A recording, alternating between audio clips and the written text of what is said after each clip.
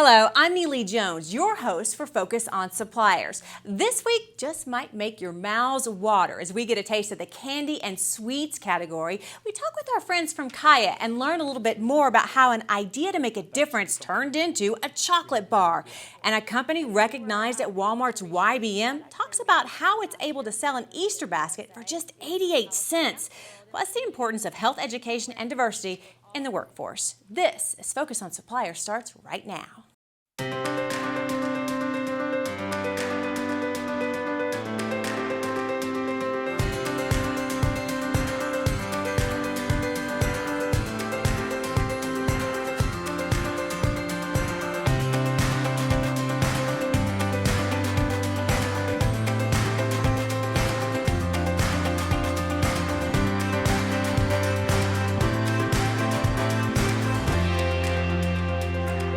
Focus on Suppliers is presented by 8th and Walton, the premier destination for supplier development, and sponsored in part by Dun & Bradstreet, Saatchi and Saatchi X, and other outstanding companies.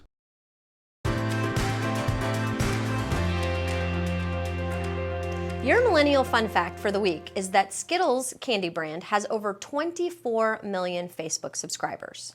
A candy brand you wouldn't necessarily think would connect directly with millennials, but they love candy, and they're seeing double-digit growth in the candy category, mostly related to how millennials are continuing to graze and snack throughout the day.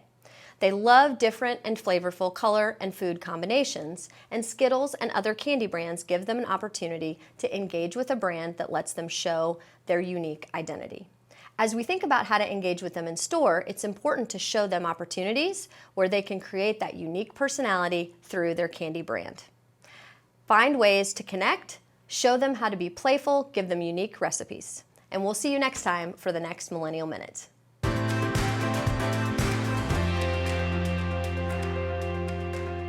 Joining us now, a special guest I'm so excited to introduce to you from KYYA, Rick Boosey. Thank you for being here. Thanks, Neely. I'm excited. For people who don't know about your company, you make chocolate. Tell me how it started.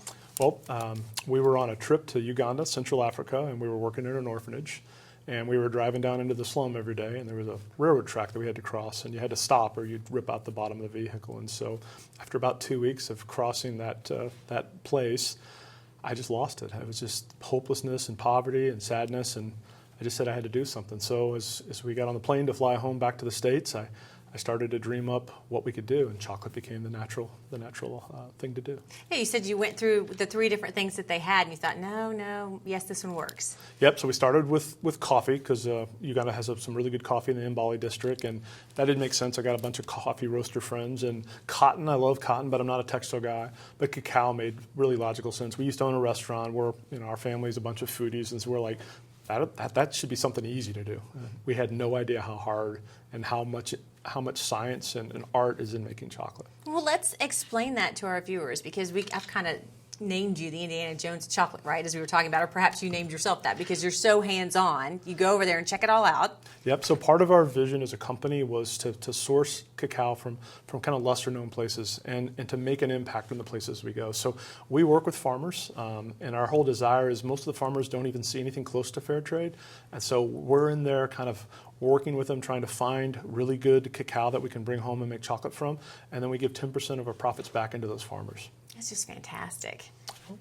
It's a good way and a good thing to do, and it made a lot of sense. We can make a huge impact in small villages around the world, and so that's something that just gets kind of close to our hearts. Now, you started at your house making this. It took a few batches. Yeah, probably close to 100 batches. Wow. We started in our laundry room. My wife gave me a 4-foot counter. She kicked me out of the laundry room, and we moved into our sunroom. And then after one night in February where some chocolate got on the ceiling, she kicked me out of the house, and we kind of moved into our first shop. Okay, and I wanted to ask you particularly about this packaging. It was designed so that it would catch a woman's eye from far away. Yeah, so when we came home and we started to think of chocolate as our vehicle to love on people around the world, we started to say, okay, so who buys chocolate? And 80% of the people that purchase chocolate are women. And so we're like, let's make a package that appeals to a woman, not a guy.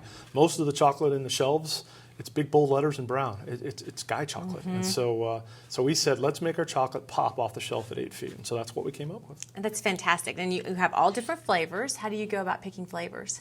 Well, so we were actually at the Bentonville Farmers Market kind of earning our keep, learning our wares, and Whole Foods Forger came up one morning and said, hey, we really like what you're doing here. If you would add some infusions, some flavors to your chocolate, it'd be a really big hit. And so we just started to experiment with that, came up with some flavors that we liked, took them back to the farmer's market. It's been a great vehicle to kind of learn and just get feedback really immediately every week. And then we just use that to kind of lock down our flavors. And then we rotate out things that don't sell. And you learn. You were actually in 100 different locations? We're in 172 locations across the Midwest right now. And so we're growing kind of a little bit every week. And it's a lot of fun right now because it just continues to morph and become something new every day. And so it's a lot of fun. You can tell you love it. Yeah, I do. What would you say, we only have about 20 seconds, to someone watching who maybe has a dream or a product that they'd like to put out there and just try? So step one is take that first step. Like, if I had waited until we got to the place that we are now, I would have never left the starting gate. So my advice, the advice my dad gave me growing up is take a step, start, and then adapt. Listen to your customers, adapt, and then adjust. And over time, you'll get some fans, and those fans will tell your story for you, which is one of the cool things. And then it's just fun. Thank you so much for your time. I look forward to having you again on our show. Thanks, appreciate it. We'll be right back. Go online and check out 8th and Walton's blog.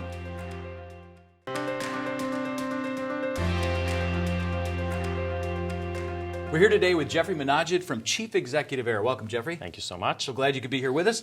Tell us a little bit about Chief Executive Air. Chief Executive Air is a full-service private aviation company. We charter out private jets, and we also provide consulting services for companies that are thinking of buying planes. We have a global footprint, and so if you're anywhere in the world and you need a plane, if there's a runway, we can help you. And I think I know the answer, but what brings you to Bentonville? So Bentonville is one of the most popular destinations that we service. We've been bringing Walmart vendors down to Bentonville for about 15 years. The reason why I'm here today is because I'm real excited about a new service that we're launching, which is a shuttle service between New York and Bentonville. In the past, you've always had to rent the whole plane if you wanted to come on a private plane.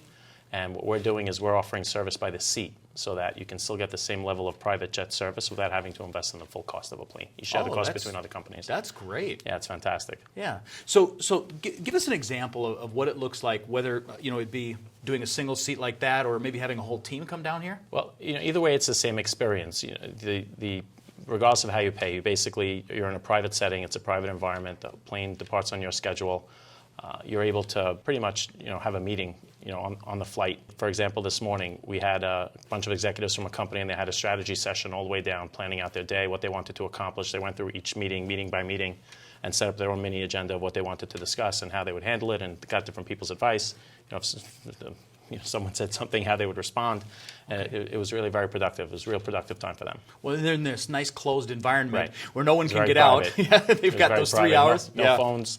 No interruptions, so it was great. So this is a great service for like open call, your beginning meetings, those types of things. Companies could be looking for this type of a service. Yes, and the shuttle is from New York, but we provide service to Bentonville from anywhere in the world. Oh, so it doesn't matter if you're on the West Coast, East Coast, Southeast, Northwest, even if you're overseas. If your business brings you to Walmart, you focus on your meeting and you let us get you here. Yeah. Well, it sounds like Chief Executive Air is a great opportunity for companies. Thank you so much for coming in today, Jeffrey. Thank you. There's no cause greater than helping someone achieve their full potential in life. Join us by sponsoring our 2016 Sunshine Gala. Call Charles at 636-3190. K-Stack, the leader in collaborative retail consolidation programs. We offer the supply chain expertise needed to navigate the challenges of selling products with the world's largest retailers. And we provide customers with a customizable, scalable, environmentally sustainable supply chain with the same advanced technology typically used by larger rivals. By leveling the playing field, K-Stack lowers distribution costs and increases overall margins. K-Stack, retail logistics is what we do. Bentonville Commerce, less than 1 mile from the Walmart home office. You'll love the convenience, amenities, and customized options Bentonville Commerce offers.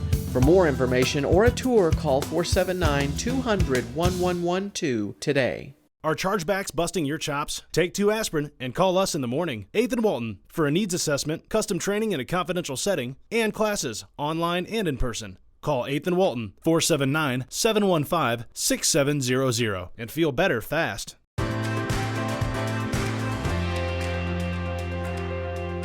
Joining us now is Megan Overbey. She's here from Olivet. Thank you for being here today. Neely, thank you so much for having us. Obviously, we're going to talk about something sitting right here that I love, but before we get to that, give us an overview of your company and some of the things you create. Sure. Olivet International is a 38-year-old privately held company, and we sell everyone from Walmart, Target, all the way up to Macy's, Bloomingdale's, as well as OEM, and we are an expert in the cut and sew industry.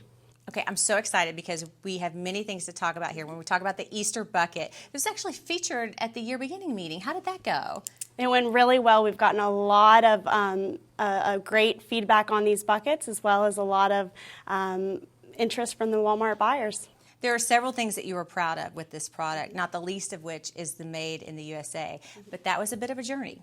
Absolutely. We're very excited about these buckets for many reasons. We always have the customer in our minds when we're working with the buyer strategically.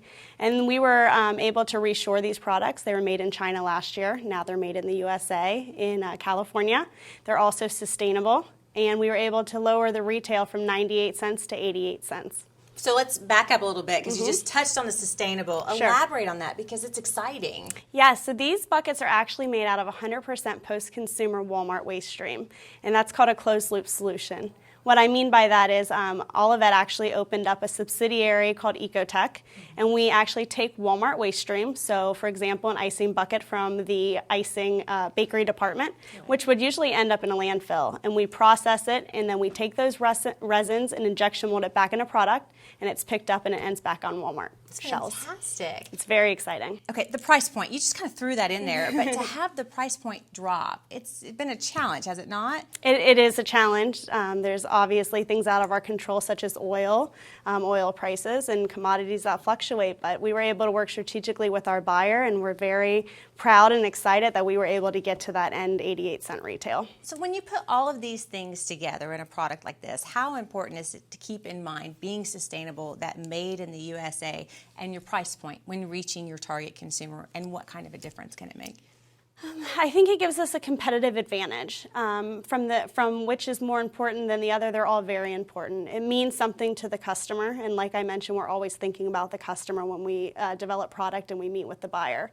So I know that the customer really appreciates Made in USA. It means something. They are interested in sustainability, but they don't necessarily want to pay more for it. So that's where retail comes into play. And you were able to make all of that happen. So a light question, because these are very cute. I cannot help it. I have to ask you, which one is your favorite? Which color? No, my favorite is aqua and pink right here, which is why it's in its cute little decorative state there. Well, this is perfect timing and good information for other suppliers. Is there anything else you'd like to share before we leave you?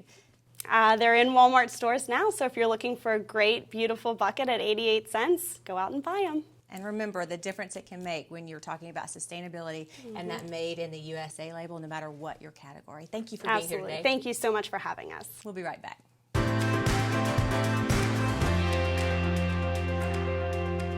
Joining us now is Tina Odom, and she comes to us from Unilever. Thank you for being here today. Absolutely. Let's talk about some of your sweets or frozen, some of the products that you have. So for us in the sweets or frozen category for Unilever is our ice cream. We have a lot of different brands, great brands.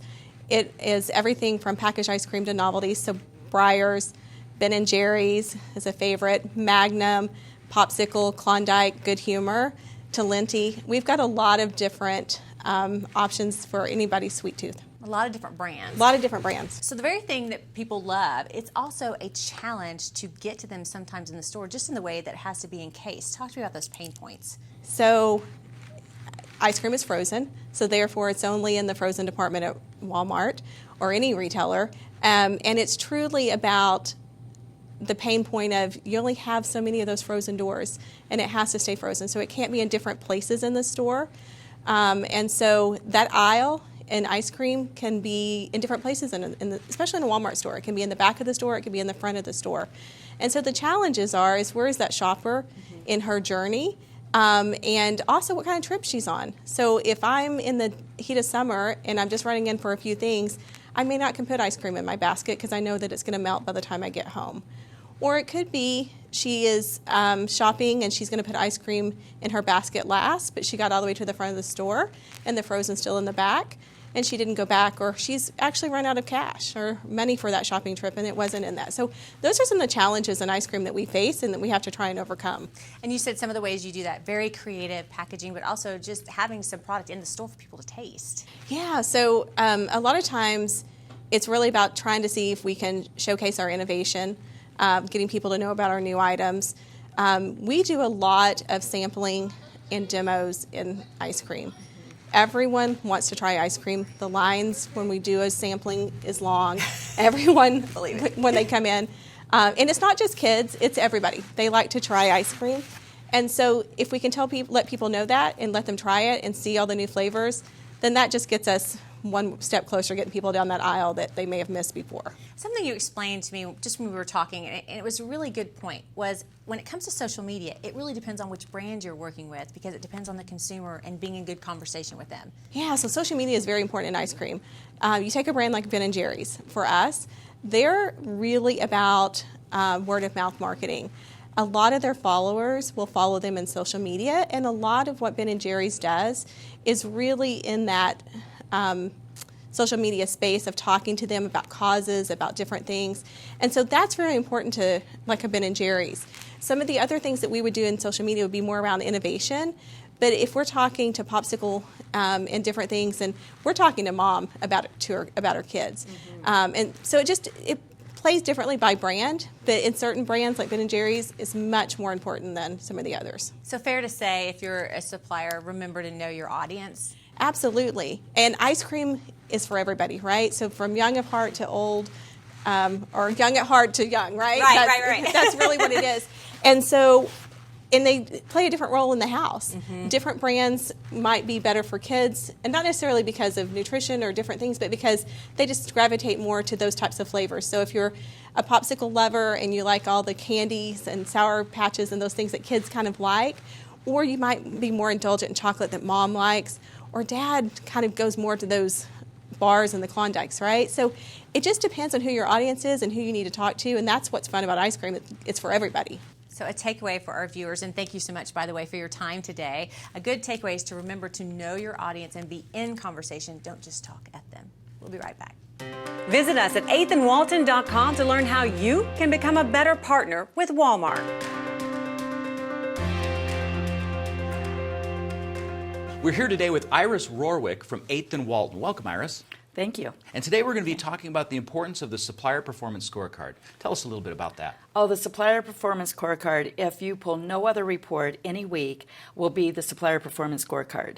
The number one reason is that you are seeing the same version of information that the buyer is seeing. Really? No other report can pull that. Wow, I did not know that. Also, it's important to know that the scorecard must be pulled every week, otherwise it disappears. And you will not have the same version next week. It always updates every week. It can be pulled at a vendor level, a fine line level, a buyer level, or an item level. So there's a lot of flexibility. But the key components of the scorecard are the fact that at the top of the scorecard, we give our inventories by warehouse inventory. We also have our sales, both sales at store level and comp store level. Okay. Our current inventory, our in-stocks, 3 levels of in-stocks, a margin, and also our GMROI and our markdowns. Wow. So in this report, it also, like you said, you have to run it each week, but it's also important that you make sure that you run it at the end of the year. Why is that important? Because there's a unique scorecard that is the year-over-year scorecard, and it gives us 2 full years of data. So when we're going into line review, Walmart is always asking for 3 years of data.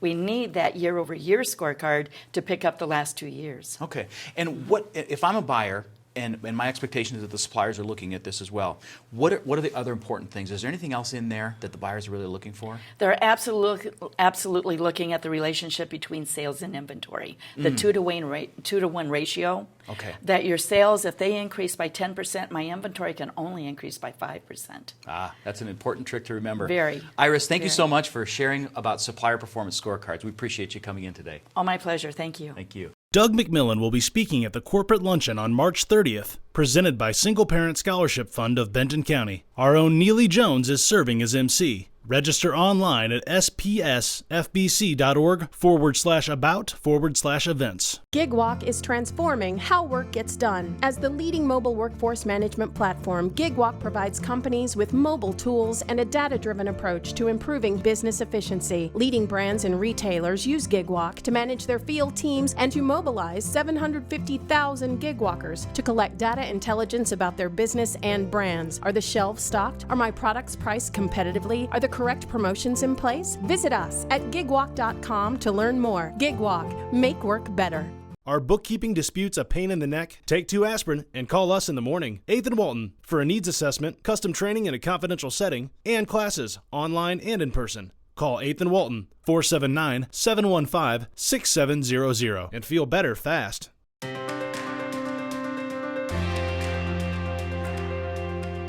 Joining us now, a friend and familiar face, Lauren Marquette from the Ozark affiliate of the Susan G. Komen for the Cure Foundation. Thank you for being here. Absolutely. Thank you for having me. You guys have a very exciting event coming up. We have to talk about it. April 30th. Yes.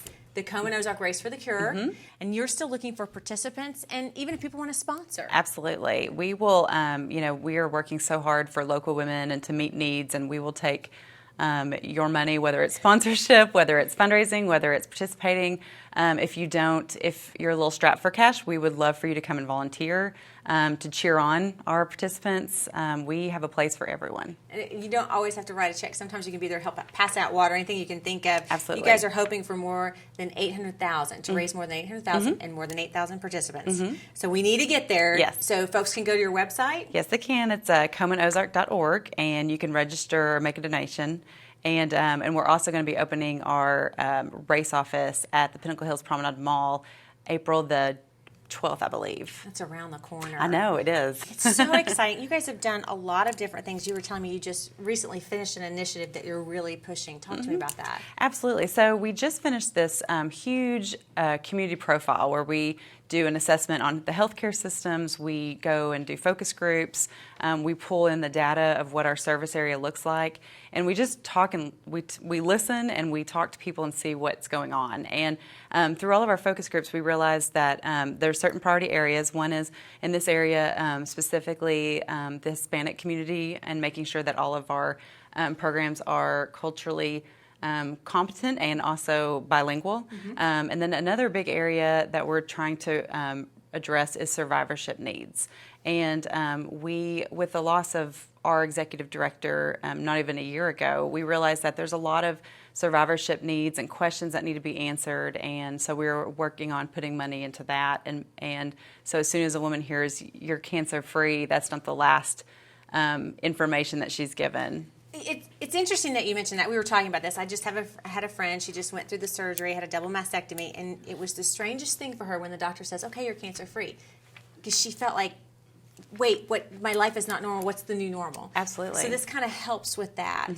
Okay, so it's a program that's very needed. 1 in 8 women. We see that statistic bounce back and forth between 1 in 7, 1 in 8. So we just want to drive home this can happen to men and women. Absolutely. And make sure we're getting participants on all level. And then very special race chair this year, your honorary race chair. Yes, we're so excited to have Judith McKenna, the COO of Walmart, join us to be our honorary race chair. She has already issued challenges internally, and she is gung-ho to raise more money and to make sure that women are covered. She's actually involved in the breast cancer movement in the UK through Tickled Pink. So it's a cause near and dear to her heart, and we were so glad to connect with her, and she's just been fantastic. One of the things I love about you guys is you really, truly care. And you keep the funds that you raise in your service area, which I believe, I want to make sure I get it right, Benton, Washington, Madison, Franklin County, as well as Sebastian County, and then 2 counties in Missouri. Yeah, we're not in Franklin. Not Franklin, but Crawford. Crawford yes, County, okay. And then we have 2 counties in Missouri as well, Stone and Taney. So it stays here. Stays here. It stays here. 75% of what's raised stays local, and it goes for things like mentioned survivorship. It goes for access to care, so it could be mammograms, could be biopsies. We do some treatment, mastectomies, but we do a lot of emergency assistance too, because we never want a woman to decide to put food on their table or to make it to treatment. Yeah. So we've been seeing a lot with the changes in healthcare. We've been seeing more women covered, but trouble paying the copays or deductibles, and then also needing to get to and back and from treatment, or it might be child care or things like that. So we kind of adjust to fit the need. So there are many different ways that you can support someone in the race, make a donation, or simply volunteer. Up next, we have an update for you on a heart of business we brought to you earlier this year. Stay tuned.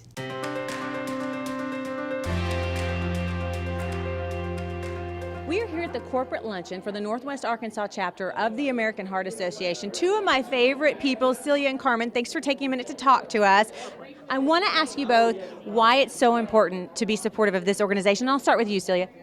It's important because it strikes home with losses that happen. It's important because we need to educate people on what are the warning signs. We need to encourage people to go get their heart checkup or well checkup, and we're making an impact in Northwest Arkansas through the circles, and I'm excited to be a part of that. And Carmen, what would you say about the importance of being involved in when Walmart supporting this group? Well, I think when I look at the organization overall, and as Celia said, it's such an important part of what we do at Walmart in particularly, and really supporting all these organizations that really have an impact, in particularly in women. In this case, for me, this is the number one killer for women, right? So. And not very many people know that. So for me, leveraging obviously a great company that I work for, being Walmart, and being able to reach as many women as we can, that is my goal. That's my mission, and to be able to drive the awareness and just create as much awareness as we can. Thank you both. I know you've been excited to visit with Star. It's been nice to have her. We talked about diversity a little bit and about the importance of diversity, both in the corporate world, in our community, and raising awareness for people of all ethnicity about heart disease. Is there anything else you guys want to say? Because I feel like we have a tendency as women to go, we're the caregiver, and worry about everybody else when you need to be looking at yourself. I think your point about ethnicity is great because heart disease is colorblind. And so it's a common issue. The number one killer, as Carmen said, I didn't know that until I got involved with this. And so it's a passion for anyone, doesn't matter what ethnicity you are. I hope that people will take this as a challenge to go get that well checkup and find out what your heart health really is. Absolutely. I'll take advantage of the opportunity. I'm Hispanic, so as when you talk about ethnicity, and I started doing a lot of research to really understand, how does it, does the Hispanic community understand, especially the women, the Hispanic women understand this is the number one killer, actually, for Hispanic women as well. Regardless, it is the number one killer for women. But importantly, I thought I could leverage, being Hispanic, being able to speak the language and communicate the importance of having a checkup and make sure that you're listening to your body, that you do take care of yourself. And as caregivers, as you said, we kind of care for everybody else first. It is important that you listen to your body. Thank you both so much. It's so nice to see you both. We really appreciate your support and also being able to talk with you. It can make a real difference. Thank you. Thank you. Thank you. We'll be right back. Visit WalmartNewsNow.com for the most current retail news.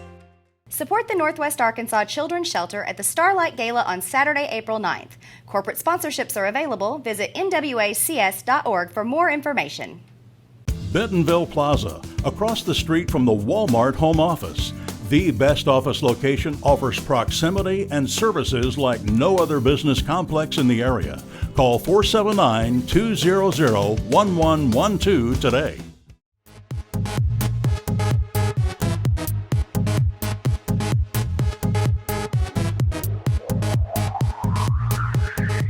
You just had your buyer meeting. Now there's follow-up to do. Maybe your buyer wants more on seasonal sales, or invited you to prepare a joint business plan or set up a date for your line review. 8th and Walton can help. Our experts work with you one-on-one in a confidential setting to prepare for your next buyer meeting. The classes we offer help you too. Retail Link, Supply Chain Management, Inventory Management, taught in cities across the country, in Canada, and in Latin America. So before your next buyer meeting, contact 8th and Walton. Then relax, knowing that you will be ready. That does it for this week's show. Here are a few takeaways you just might want to jot down. First, recognize the barriers that shoppers may face when they're looking for your product. And number two, find innovative ways to engage customers in the store. Also, remember, Made in the USA and sustainability remain two top priorities for today's consumers. So do good and also help your bottom line all at the same time. That does it for this week. We'll see you back here next week for another Focus on Suppliers. To record this show, set your DVR to Focus on Suppliers, Sundays at 5 a.m. on KNWA.